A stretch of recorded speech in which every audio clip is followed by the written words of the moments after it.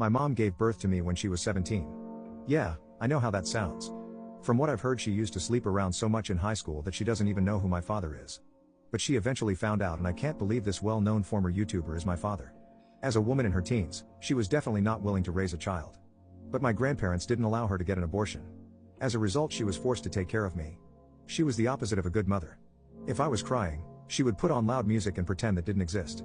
There were nights when I had to go to bed hungry because she refused to breastfeed me and I wouldn't eat anything else.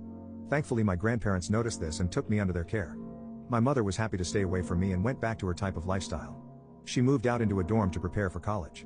My grandmother took proper care of me at home and my grandfather would take me to the park often. He had a surgery done on his hip, so he wasn't able to move that much, but always made sure to play with me. I consider them my real parents and will always be grateful to them. When I was 4 years old, they hired a babysitter to take care of me because they had to attend a wedding. On their way back, they had a terrible accident and unfortunately didn't make it.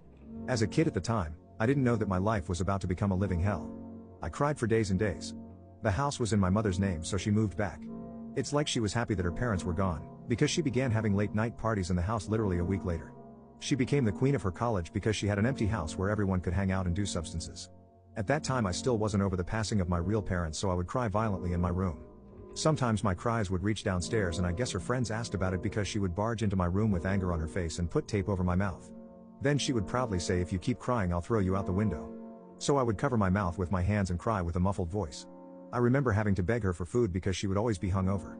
After a few months of this kept repeating, she became fed up with me and took me to another state.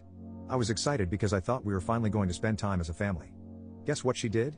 She left me on the front door of an orphanage and drove off. Little did she know that would be the start of her downfall. I thought I got left on the door of an orphanage, but it turns out some big African American man was taking care of me now. He gave me a cupcake and he was very nice. He introduced himself as EDP 445. He told me he was going to help me get revenge on my mom by starting a